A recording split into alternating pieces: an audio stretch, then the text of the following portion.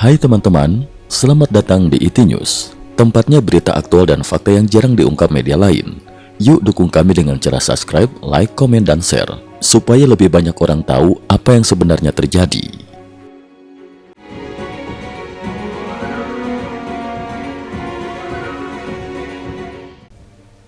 Salam pemirsa. Konflik Rusia-Ukraina kembali memasuki fase paling panas sejak awal tahun.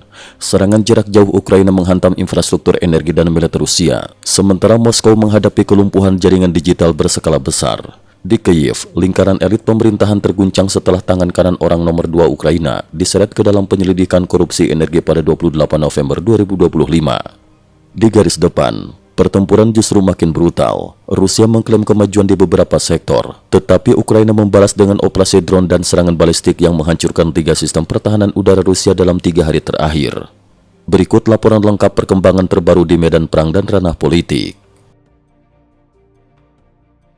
Serangan Ukraina terhadap infrastruktur energi dan militer Rusia dilaporkan 27 hingga 28 November 2025. Staf Umum Angkatan Bersenjata Ukraina pada 27 November merilis operasi jarak jauh terbaru yang menghantam sejumlah titik vital Rusia, di antaranya 1. Kilang minyak Saratov dihantam serangan langsung 27 November. Kilang strategis ini merupakan salah satu pusat suplai energi untuk kebutuhan sipil dan militer Rusia. Serangan Ukraina dikonfirmasi menyebabkan kerusakan besar yang dapat mengganggu distribusi bahan bakar lintas wilayah. 2. Pangkalan udara Saki di Crimea diserang. Area penyebaran drone Rusia di pangkalan tersebut menjadi target utama. Insiden ini mempersempit ruang gerak operasi udara Rusia di Laut Hitam. 3. Serangan terkoordinasi ke wilayah pendudukan Donetsk dan Luhansk. Target yang dihancurkan meliputi konsentrasi pasukan Rusia serta fasilitas penyimpanan bahan bakar dan pelumas POL. 4. Gardu listrik Sakti Kiryevka di Rostov lumpuh. Gardu yang menghubungkan jaringan listrik Rostov Donbas Voronezh ini diserang drone. Kerusakan menciptakan risiko pemadaman lintas wilayah di Rusia bagian selatan. 5. Belgorod, Dragunsko, gardu listrik terbakar 27 November 2025. Video terverifikasi memperlihatkan kobaran api besar setelah serangan drone Ukraina memicu pemadaman di permukiman, industri hingga jalur transportasi. Otoritas lokal kini tengah melakukan pemulihan darurat, namun dampak kerusakan diperkirakan berlangsung panjang karena banyaknya titik fasilitas yang rusak.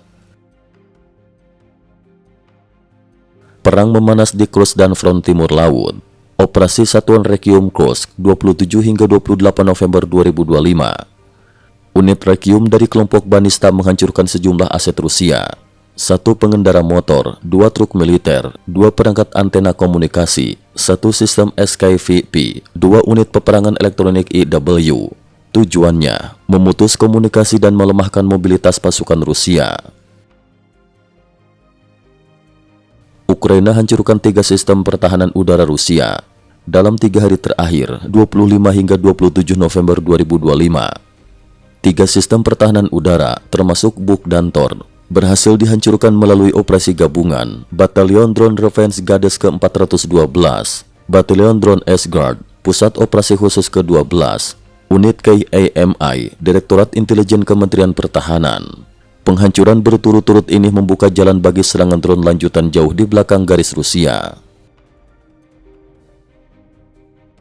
Front Timur Laut, Kupiansk dan Vovchansk. Vovchansk 27 November 2025. Divisi ke-16 Ukraina menyatakan situasi terkendali sepenuhnya, menahan semua upaya serangan Rusia. Kota kecil berpenduduk 17.000 jiwa itu telah dikepung selama 565 hari dengan korban Rusia mencapai 30.000 tentara, namun belum pernah berhasil direbut. Kupiansk, 27 November 2025. Rusia sempat menembus jalur kereta menuju Vyshkane dan Kurlyivka, tetapi digagalkan oleh serangan balik Ukraina. Sekitar 24,6 km persegi wilayah berhasil direbut kembali. Pokrovsk dan Bakhmut. Bakhmut, pertempuran sporadis tanpa perubahan signifikan. Pokrovsk, 27 November 2025. Rusia mencoba menguasai jalan strategis M30. Ukraina melakukan penyergapan menggunakan robot tempur dan robot anjing untuk evakuasi dan logistik, mengurangi korban jiwa. Ukraina serang pangkalan pasukan Chechnya di Grozny. Drone Ukraina menghantam pangkalan pasukan Chechnya Akhmat. efek strategisnya kecil, namun simbolis besar karena mengenai pasukan elit kebanggaan Ramzan Kadyrov. Laporan juga menyebut tewasnya tentara bayaran Afrika, terutama dari Kenya, memicu protes diplomatik termasuk dari Yordania. Red Army Village, Ukraina rebut 11,5 km persegi. Konfirmasi oleh Jenderal Syrskyi pada 27 November 2025. Alexander Syrskyi mengunjungi Red Army Village dan menyatakan bahwa Ukraina merebut kembali 11,5 km persegi wilayah. Ia menegaskan, Ukraina menguasai pusat kota, rotasi pasukan stabil, jalur logistik aman, tidak ada tanda-tanda keruntuhan pertahanan. Rusia sebelumnya mengklaim kemenangan pada 4, 15, dan 25 November, namun terbukti tidak sesuai kenyataan. Pertempuran Pokrovsk menjadi salah satu kampanye paling berdarah bagi Rusia. 110.000 korban total, 18.000 plus tewas, ratusan tank dan IFV hancur, ribuan drone hilang. Moskow lumpuh, internet, bandara, dan infrastruktur jatuh. Gangguan besar pada 27 November 2025. Moskow mengalami gangguan jaringan terburuk sejak perang dimulai. Internet rumah mati, data seluler terputus, komunikasi antar wilayah terhambat. Dampak juga dirasakan di Vladimir dan Bryansk. Bandara Moskow terganggu, gangguan komputer menyebabkan penundaan penerbangan, pembatalan massal, pembatasan lalu lintas udara. Krisis antariksa Baikonur, 27 November 2025. Platform peluncur nomor 31 mengalami kerusakan berat akibat tekanan eko roket saat pemulangan. Pemulihan diperkirakan membutuhkan 2 tahun, membuat Rusia kehilangan fasilitas peluncur awak untuk pertama kalinya dalam 60 tahun. Industri antariksa Rusia kini berada dalam posisi paling parah dalam sejarah modernnya. Ketegangan di Baltik, patroli Rusia dikejar NATO.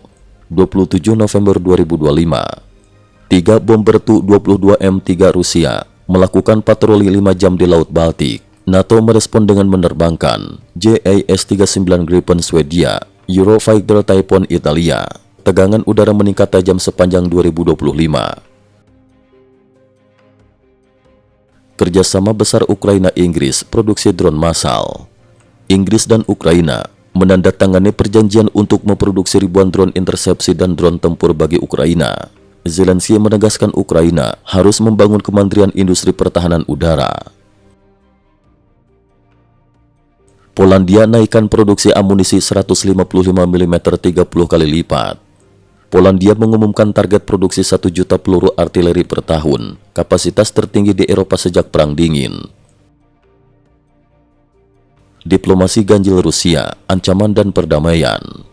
Putin menyatakan Rusia tidak berniat menyerang Eropa dan siap membuat perjanjian keamanan baru, namun pada saat yang sama meningkatkan patroli bomber dan serangan strategis. Uni Eropa ambil sikap tertegas sejak perang dimulai. Parlemen Eropa menyetujui resolusi besar. Rusia harus menarik seluruh pasukan. Crimea dan Donbas tidak akan diakui sebagai wilayah Rusia. Aset buku Rusia senilai 300 miliar US dollar akan disita untuk Ukraina. Eropa harus terlibat dalam semua negosiasi damai. Gempa politik di Kyiv, tangan kanan pejabat nomor 2 diseret dalam kasus korupsi. 28 November 2025, Biro Anti Korupsi Ukraina, NABU dan unit penyidik CEPO menggeledah rumah serta kantor Andriy Yermak, kepala kantor presiden dan penasehat paling berpengaruh Zelensky. Dalam 1 hari, Yermak mengundurkan diri, dipecat, menjadi tersangka korupsi energi. Yermak selama ini dikenal menentang segala bentuk perjanjian damai yang merugikan Ukraina. Penyelidikan mendadak memicu spekulasi adanya tekanan dari luar, termasuk dari Washington. Jika lingkaran inti Zelensky terguncang, Ukraina dapat dipaksa menerima perjanjian damai yang mengharuskan melepas Crimea, melepas Donbas, mengurangi kekuatan militer, bergantung pada jaminan keamanan AS. Situasi politik Ukraina kini berada di titik paling sensitif sejak perang dimulai. Cukup sekian dulu, terima kasih atas perhatiannya. IT News juga memiliki channel di platform kancing.com. Mohon kunjungan dan bantu subscribe agar bisa mengikuti perkembangan dunia tanpa batas. Terima kasih. Link kancing ada di dalam description.